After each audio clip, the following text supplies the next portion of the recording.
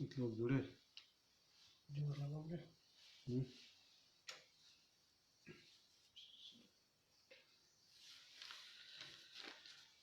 चलिए मित्रों, जल्दी से भी आप लोग जुड़ जाएं तो फिर हम लोग बात शुरू करें अपनी।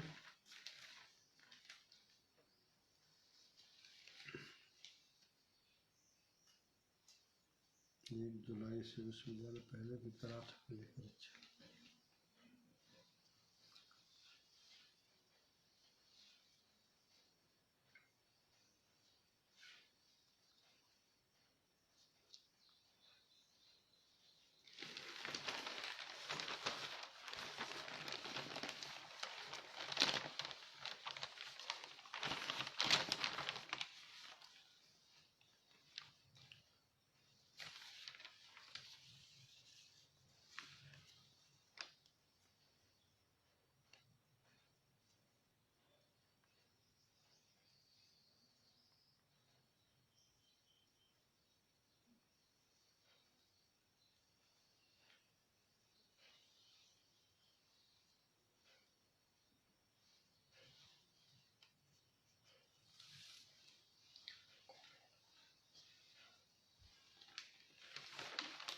जुड़े कुछ लोग।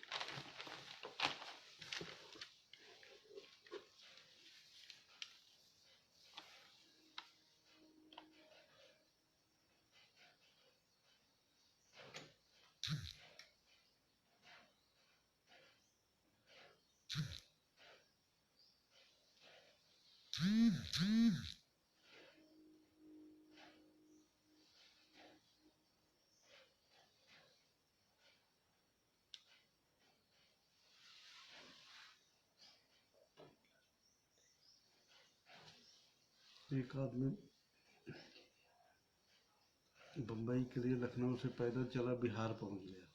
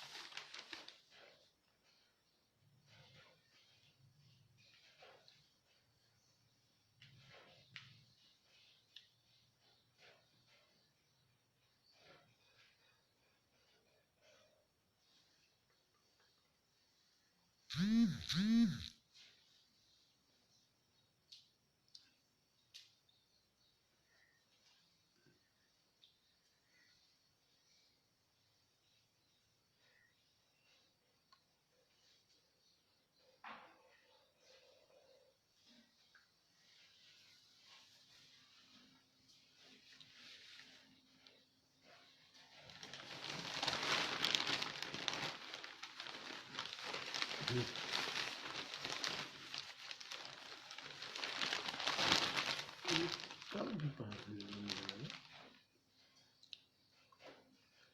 आज है 3 जून। 3 जून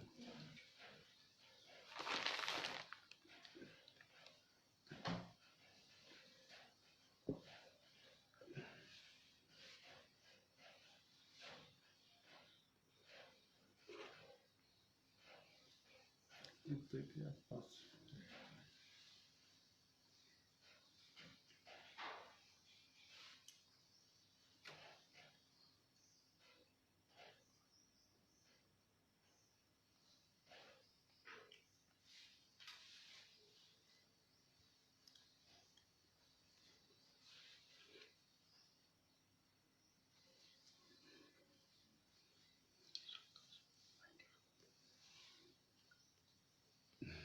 जी।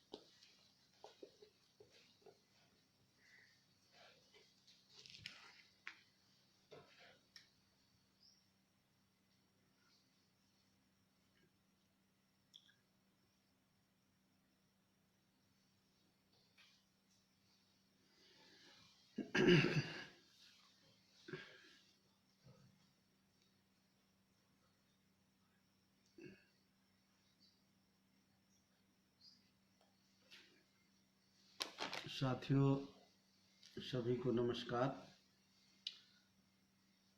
आज हमारे धरना का तीसरा दिन है। मुझे पूरी उम्मीद है कि आप सब लोग अपने अपने घर में, गांव में फिजिकल डिस्टेंसिंग का पालन करते हुए आप लोग जरूर धरने में बैठे होंगे। फेसबुक में आप मुझे तो देख पा रहे हैं, मैं आपको नहीं देख पा रहा हूं, लेकिन मुझे पूरा भरोसा है जो मैंने आप लोगों से बात की कि आप लोग ज़रूर धरने में बैठे होंगे काली पट्टी बांध करके, जो हमारा 11 बजे से 2 बजे तक का टाइम है। आज तीसरा दिन है तो बहुत सारे साथी नए भी जुड़े हैं। बहुत सारे साथी गाँव में, देहातों में, कस्बों में जहाँ हमारे भागीदारी संकल्प मोर्चा की चर्चा नहीं थी, वहाँ भी लोगों ने बड़े पैमाने पर चर्चा करना शुरू किया है। और वो लोग भी आपके समर्थन में अपने घरों में काली पट्टी बांध करके जो हमारी मांगे हैं सरकार से, जो हमारी परेशानियां हैं, जो दिक्कतें हैं, उसको लेकर के वो भी हमारे साथ धरने में बैठे। ऐसे ऐसे लोग भी बैठे हैं धरने में जिन्होंने कभी आज तक राजनीति से कोई वास्ता नहीं रखा है, इस तरफ उन्होंने देखा ही नहीं है। ऐसे मुझे सैकड़ों मैसेज आए, कम से कम 60-70 फ़ोन आए, कुछ ऑफिस में फ़ोन आए कि आप जो ये धरना दिए हैं किसान के समर्थन में, जो गरीब और मजलूमों के साथ उत्पीड़न हो रहा है उसके समर्थन में, जो हमारे मजदूर भाई जो आज भी अपने घर सही सलामत नहीं पहुंचे हैं, बड़े पैमाने में आज भी पैदल चल रहे हैं और आज भी जहां वो कर रहे थे काम वहां फंसे हुए हैं। और जो हमने कहा है कि भाई किसान का कर्जा माफ़ हो, जो छोटे मोटे व्यापारी हैं, छोटी छोटी दुकानें लगाए हैं बेचारे, वो कर्जा लिए हैं, उनका माफ़ हो। जो हमने कहा कि जो मजदूर भाई अभी हमारे कुछ लोग गांव पहुंचे हैं, उनकी रोजी रोटी का प्रबंध हो। 2.5-3 महीने से उन्हें कोई वेतन नहीं मिला, जहां वो थे सब कुछ छोड़ करके वो आए हैं और किन मुसीबतों में आए हैं ये बात कितना भी बोलने का प्रयास करिए लेकिन वो कहीं नहीं जा सकते, ना उनका दुख बयां किया जा सकता है, उसके लिए शब्द ही नहीं है हमारे पास। आप सब लोगों ने उनकी हालत को देखा है। तो हमने सरकार से कहा कि उनको 15,000 रुपया एक मुश्त उनके खाते में दे और 7,500 रुपया महीना उनको देने का काम करे। किसान भाइयों के लिए हमने कहा, बहुत सारे किसान भाई भी, मुझको उन लोगों ने फोटो भेजी, बड़े पैमाने पर, खास करके उत्तर प्रदेश में, कुछ बिहार में भी, कुछ मध्य प्रदेश में भी, वो भी धरने पे बैठे हैं काली पट्टी बांध करके, क्योंकि उन्हें जो सरकार ने समर्थन मूल्य निर्धारित किया है वो नहीं मिल रहा है। एक तो सरकार ने जो समर्थन मूल्य निर्धारित किया वो वाजिब नहीं है, वो कम है, और कम होने के बावजूद भी जो निर्धारित किया है वो मिल नहीं रहा है। जो हमारे, चाहे वो गेहूं की खेती कर रहे हों, चाहे वो, आवाज आ रही, चाहे वो गेहूं की खेती किए हों, चाहे वो चना हो, चाहे तिलहन का हो, कहीं पर भी उनको जो सरकार ने समर्थन मूल्य निर्धारित किया है वो नहीं मिल रहा है। आज गन्ना किसान है, गन्ना किसानों का बकाया नहीं मिल रहा है, लगभग 15-16 हजार करोड़ रुपए बाकी है। वो नहीं मिल रहा है। बिजली का बिल सरकार ने कहा था कि 3 महीने का माफ करेंगे, नहीं लेंगे।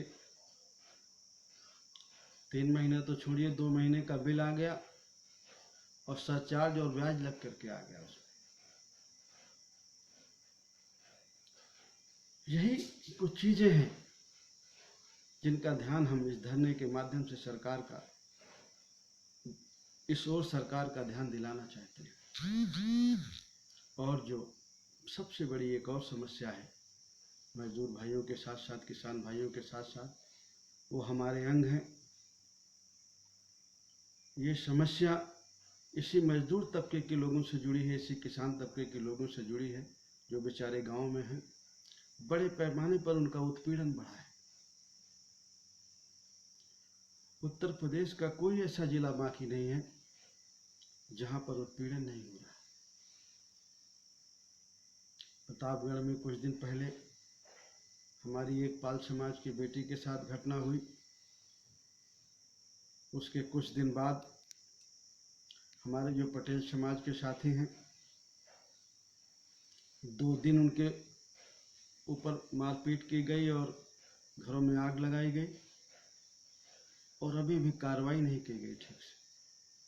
तीसरी घटना परसों एक मौर्य समाज के ऊपर हुई, उसको भी मारा पीटा गया बेवजह।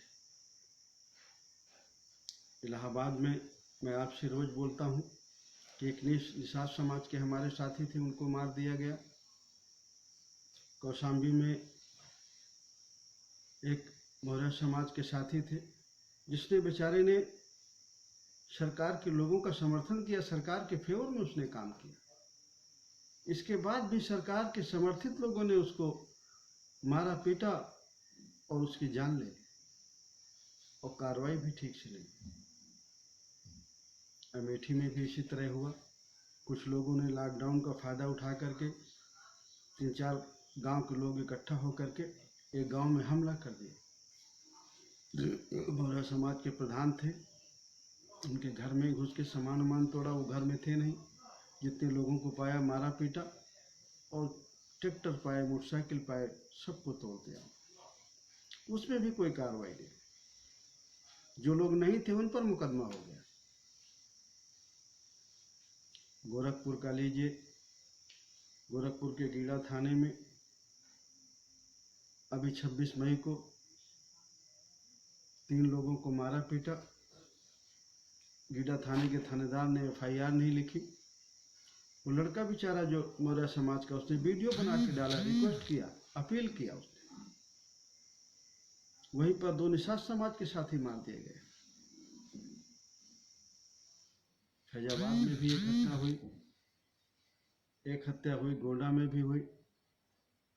बस्ती मंडल में जो संत कबीर नगर है, वहाँ के MLA के भाई ने, सदर MLA के भाई ने हमारे एक बुजुर्ग आदमी को मारा पीटा और उसको थूक करके चटवाया। चाहे वो सीतापुर की घटना हो, लखीमपुर में एक आदमी को मार दिया गया हमारे, उन्नाव में घटना हुई, झांसी में एक हमारी बेटी के साथ छेड़छाड़ हुई, चंदौली में एक यादव समाज के आदमी को मार दिया गया, भदोही में हमारे लोगों को मारा पीटा गया, जौनपुर में एक आदमी की जान ले ली गई, सोनभद्र में 3 दिन पहले एक आदमी को मार दिया गया,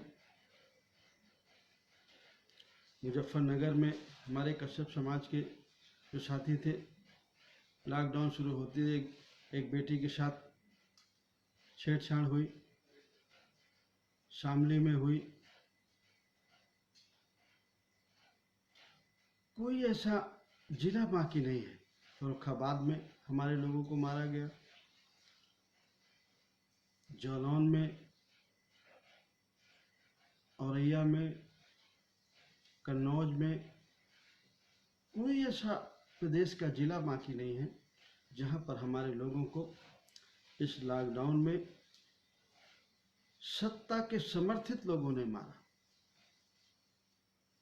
और बुरी तरह मारा, और सरकार के जो अधिकारी कर्मचारी हैं उन लोगों ने कोई कार्रवाई नहीं की। हम रोज अपील करते हैं, रोज उनके पास अपनी अपील भेजते भी हैं कि जो सरकारी अधिकारी हैं, बड़े अधिकारी हैं, जिले के कलेक्टर और एसएसपी,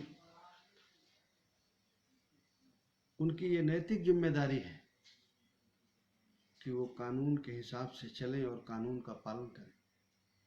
जिन लोगों के ऊपर जुल्म ज्यादती होती है उनके साथ कानून खड़ा नजर आए, और जो लोग करते हैं उनके ऊपर कार्रवाई करें। अगर वो नहीं करते हैं तो ये सरकार की जिम्मेदारी है कि सरकार उनको आदेश दे कि जो जुल्म ज्यादती करने वाले लोग हैं उन पर कार्रवाई हो। ये बातें हम इसलिए रोज आपसे कहते हैं कि इन बातों को आपको भी कहना है। अगर हमारे ऊपर जुल्म ज्यादती होती है, हमने सहने की आदत डाल दी, कहने की आदत नहीं डाली, तो हम धीरे धीरे इसके आदी हो जाएंगे, जैसे हमको आदी किया गया है, और फिर हम और आदी होते चले जाएंगे। इसलिए हमको सबको मिलके इस अन्याय अत्याचार को रोकना है। और अगर हम चाहते हैं कि हमारे ऊपर अन्याय अत्याचार न हो, ये देश भी हमारा भी देश है, ये हम भी इस देश में इज्जत सम्मान के साथ जिंदगी जिए, तो हमें अपनी आवाज़ शांतिपूर्वक ढंग से उठाना होगा। जो हमने तरीका अपनाया है, सरकार के हम नियमों का पालन कर रहे हैं, लेकिन अपने घर में रह करके अगर आपको ये लगता है कि बुरी बात है, तो आप खुद और जितने साथियों को आप कह सकते हैं, जानकारी दे सकते हैं, ज़्यादा से ज़्यादा लोग सरकार के इस व्यवहार को, अधिकारियों के इस व्यवहार का विरोध करें। इसका संदेशा सरकार तक जाए कि ये जो जुल्म ज्यादती है हम इसके खिलाफ हैं, हम इसे नहीं बर्दाश्त करेंगे, आप इसको रोकें। इसी तरह जो हमारे श्रमिक भाई हैं, जो दुनिया के किसी देश में नहीं हुआ ऐसा कि लोगों को मरने के लिए छोड़ दिया गया। वो कोई 100, 200, 500, 1000 नहीं, 10-20 करोड़ लोगों को छोड़ दिया गया, ऐसे बेसहारा जो हाँ आपके अपने हैं, हमारे अपने। अगर हम सब लोग देखें तो कोई ना कोई मेरा रिश्तेदार, आपका रिश्तेदार, मेरे गांव का, मेरा पड़ोसी, चाहे किसी जाति धर्म का, कोई कमजोर तबके का आदमी मिलेगा, पिछड़े का मिलेगा, दलित का मिलेगा, माइनॉरिटी का मिलेगा। इन्हीं गरीब तबकों में से ज्यादा लोग मिलेंगे जो इसके शिकार हुए, और वो कोरोना की वजह से नहीं हुए, सरकार के गलत फैसले के कारण हुए।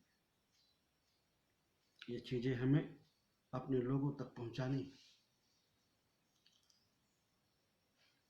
हम सरकार से रोज इस बात को कह रहे हैं कि जब 68,000 करोड़ रुपया कुछ लोगों का सरकार माफ कर सकती है, तो जो किसान के छोटे छोटे कर्जे हैं, जो छोटे दुकानदारों के छोटे छोटे कर्जे हैं, बिजली के बिल हैं, जिन लोगों प्राइवेट सेक्टर में जो नौकरी करते थे, जिनका कुछ ठीक ठाक वेतन था, कुछ लोगों ने गाड़ियां फाइनेंस कराई, कुछ लोगों ने छोटे छोटे मकान फाइनेंस कराए, काम बंद है, उनको सैलरी नहीं मिली, वो किस्त नहीं दे पा रहे।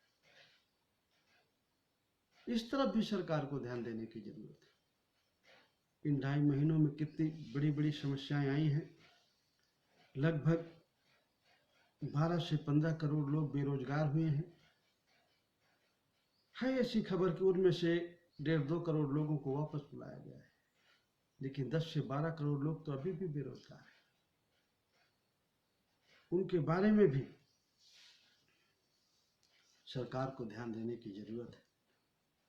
और मैं ये बात आपसे कहता हूं, सरकार को हम सब लोगों ने मिलकर बनाया है। सरकार जो कुछ हमारी मदद करती है, वो सारा पैसा हम टैक्स के रूप में हम देते हैं। अगर हम नमक भी खरीदते हैं तो टैक्स लगता है। अगर हम डीजल खरीदते हैं तो डीजल की कीमत में, डीजल में 1 लीटर में तो मुझे लगता है हम लोग 45 से 50 रुपये टैक्स देते हैं। और कोरोना टैक्स अलग से भी है, शायद कई चीजों में लगा दिया गया है। और जब हम टैक्स देते हैं, हमारा पैसा है, और हमारा पैसा अगर गरीब और कमजोर की मदद के काम ना आए, जिसको सरकार की ड्यूटी है, तो फिर हमें सरकार के बारे में सोचना होगा। मेरी आप लोगों से अपील है कि आप सभी साथी इन सारी बातों को आपस में चर्चा करिए, अपने लोगों तक पहुंचाइए। सरकार ने 20 लाख करोड़ के पैकेज का ऐलान किया है। उस 20 लाख करोड़ में आप ढूंढिएगा कि कितना किसान के लिए है, कितना मजदूर के लिए है, कितने छोटे फुटकर दुकानदार के लिए। आप उसमें कहीं पर ढूंढ नहीं पाएंगे कि उसमें से कुछ भी पैसा मजदूर के लिए और किसान के लिए नहीं। किसान के लिए तो वो पैसा है जो उन्होंने चुनाव के पहले कहा था कि हम 6,000 रुपया सालाना देंगे, वो तो चुनाव के पहले हो गया है, वो तो बजट में प्रावधान किया उन्होंने। उसके अलावा 1 रुपया किसान के लिए नहीं, मजदूर के लिए 1 रुपया नहीं, किसी गरीब और कमजोर के लिए 1 रुपया नहीं। एक बात तो जो मैंने देखी और समझी, जो बैंक दिवालिया हो रहे हैं, जो बैंक में लोग बड़े बड़े लोग पैसे लेके भाग रहे हैं, या इन 6 सालों में जो सरकार ने जिन लोगों के पैसे माफ किए 6,68,000 करोड़ रुपए, वो सब बड़े लोग हैं। और एक चीज और आप गहराई से देखिए, बैंकों में किसी बड़े आदमी का पैसा नहीं रहता है। बैंकों में अगर पैसा है तो गरीब और मजलूम आदमी का है, जो कोई 100 रुपया रोज जमा करता है, कोई 1000 जमा करता है, कोई महीने में जमा करता है, कोई साल में जमा करता है।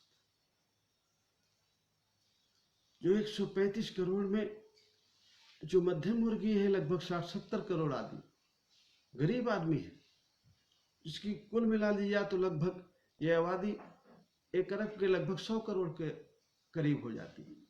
ये जो गरीब और कमजोर लोग हैं, मध्यम आय के लोग हैं, इनका पैसा बैंक में रहता है। बड़े आदमी का एक भी पैसा नहीं बैंक में रहता। और जो हम आप गरीब सब लोग बैंक में पैसा जमा करते हैं, वही पैसा उठा के बड़े आदमी को लोन में दे दिया जाता है, जिसको लेके भाग जाते हैं, और फिर वही माफ कर दिया जाता है। किसी बड़े आदमी का पैसा बैंक में नहीं रहता। ये सारी चीजों को आपको समझना है कि सरकार जो घोषणाएं कर रही है उसमें आपको क्या मिल रहा है, या आप खाली घोषणा सुन करके खुश हो जाते हैं। आपको अपने बारे में भी सोचना है, अपने बच्चों के भी बारे में सोचना है। अभी मेडिकल में एडमिशन हुए हैं इस साल।